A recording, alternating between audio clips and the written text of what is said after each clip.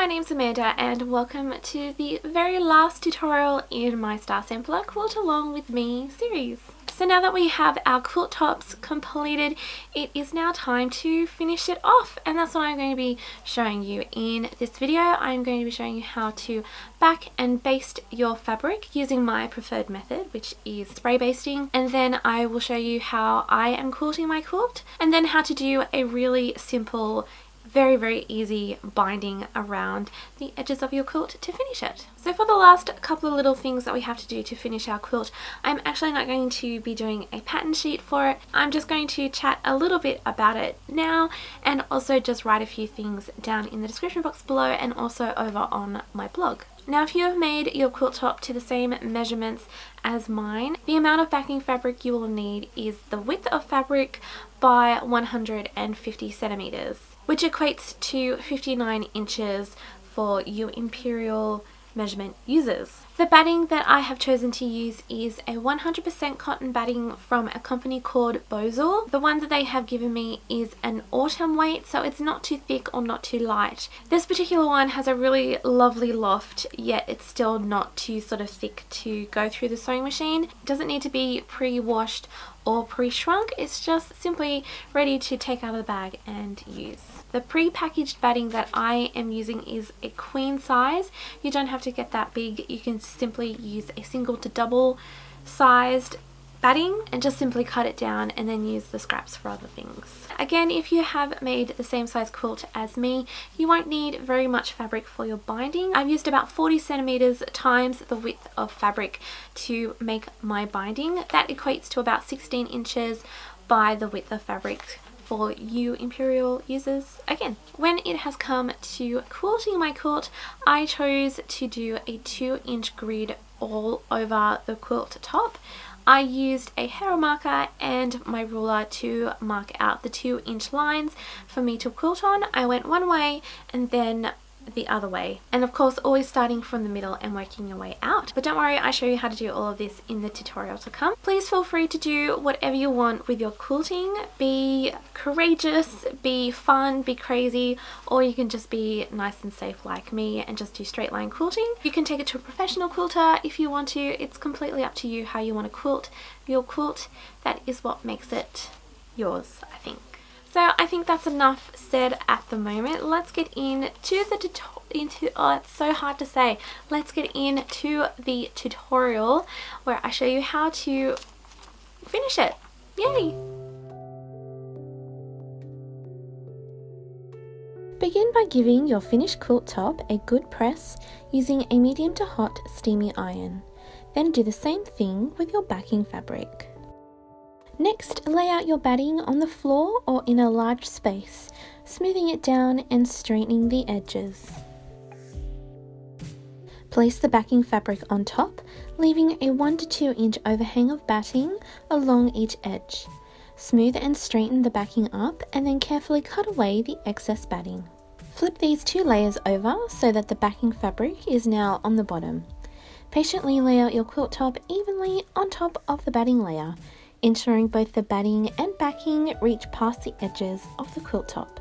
Once happy with the position of all layers, begin basting them together, either using pins or basting spray. To spray baste, roll the quilt top layer into the middle and then do the same with the batting. Evenly spray the basting spray onto the backing fabric in a sweeping motion. Once the glue feels slightly tacky, carefully roll back the batting layer and smooth it down with your hand, starting from the center and out towards the edges. Repeat the same step with the batting layer, spraying evenly all over. Roll back the quilt top into place and evenly smooth down the surface once more from the center and outwards. Then do the same thing with the other half of the quilt, taking your time to evenly smooth down each layer before moving on to the next. Once you've finished basting, give all 3 layers a quick press with a steamy iron, starting in the center of the quilt and working your way outwards towards all 4 edges. Before you begin quilting, set up your sewing machine with a walking foot. Change the threads to match your main fabrics, and as an optional step, change your stitching to the longest length so that the quilt is fed through the machine at a quicker pace.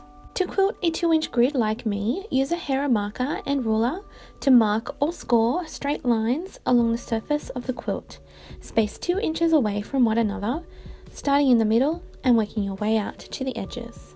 Carefully quilt down the first line, feeding the quilt through the machine at a pace that's suited to you. Then quilt down the next line using a guide bar on your walking foot as an optional extra to keep your lines spaced perfectly apart.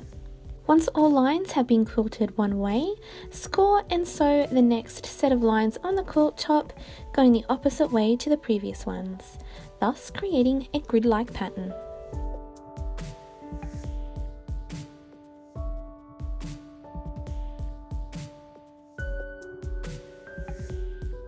Once you've finished quilting your quilt, carefully trim off the excess backing and batting layers from the edges of the quilt top using a ruler and blade.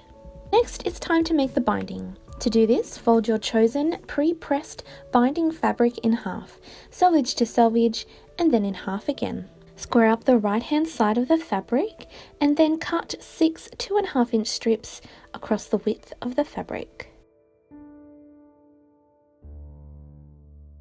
To join the strips together, place one on top of the other, right sides facing, with one selvage edge at the top and the other facing towards the left. Then carefully sew a 45-degree line through the center of where the two strips overlap, creating a continuous binding strip when you open it out. Continue to sew one binding strip to another in the same way, and then carefully trim off all of the selvage triangles with a ruler and blade, leaving a 1/4-inch seam allowance behind.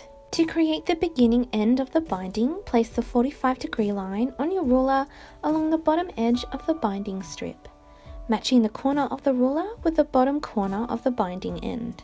Trim off the excess triangle from the top corner and then press into place a rough 1/4-inch seam. Fold the binding in half, creating the beginning end of the binding. From here, continue to press the whole length of the binding in half, pressing open flat the seam joins when you reach them. At the sewing machine, place the folded beginning of the binding along one edge on the top side of the quilt, leaving about 1 to 2 inches of binding behind the walking foot.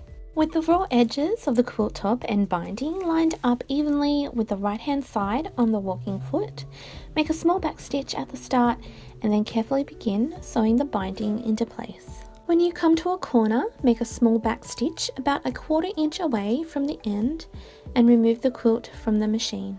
Turn the quilt around to the next edge.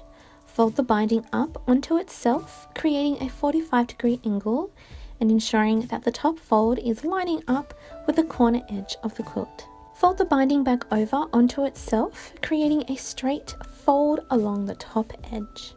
Place the quilt and binding back under the machine foot, making a small back stitch, and continue sewing the binding to the front of the quilt. As you make your way closer to the point where you started, cut off the excess binding with scissors, leaving enough to comfortably tuck into the beginning end of the binding. Slowly sew the two sandwiched ends together, finishing with a back stitch.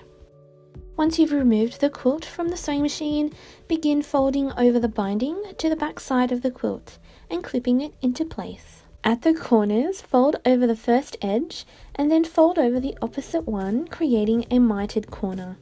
Clip it into place and then continue on with the next edge. To secure the binding, grab a hand sewing needle and matching thread. Tie a double knot and then bury it in under the batting and backing and begin sewing a slip stitch or whip stitch between the binding and backing, bringing both layers together. When you get to the end of your thread, make a small stitch and pull the thread through the loop that it creates and make a knot. Plunge the needle back under the binding and bring it out along the outside edge. Snip the thread, leaving its tail buried inside the binding.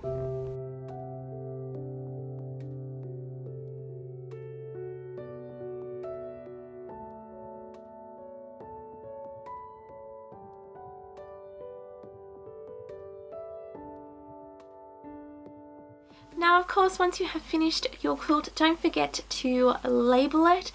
Confession, I haven't labelled mine yet, but I will. I think the 3 most important things to put on a quilt label is the month and the year that it was finished, the name of the quilt if you want to name it, and then also who it was made by. This next bit I'm going to have to read because it's too many numbers. The finished size of my quilt is 141 centimeters by 107 centimeters, which equates to 55.5 inches by 42 inches. So it's quite a small quilt this time around. It's possibly suited more for a single bed, but otherwise I'm really happy with the result, as you can see in the background, and I really do hope that you're happy with the way that your quilt has turned out too. So that's it, my friends. We have come to the end of another quilt along series. It has gone a little bit longer than what I had thought it would, to be honest, and reflecting back. I do hope that you have enjoyed making it or just watching along if you haven't had time to join in. I want to say a big thank you to Debut Textiles, who have very kindly given me the fabrics and the materials that I need to make this quilt. Now, before I go and before I forget to say it, please share with me your finished quilts either on Instagram or on my Facebook page. I would absolutely love to see them in their finished states. Don't forget to use the hashtag Amanda's Quilt Along on Instagram, or if you would like me to see what you have made on Facebook, just tag me at 3 3/4 and I will be sure to see them. Again, a big thank you to all of you who have participated in this quilt along and have just really made it fun and exciting and really engaging. So thank you. You're all very cool, very awesome, and yes. And so until next time, friends, thank you all so much for watching, and hope to see you another time very soon. Bye!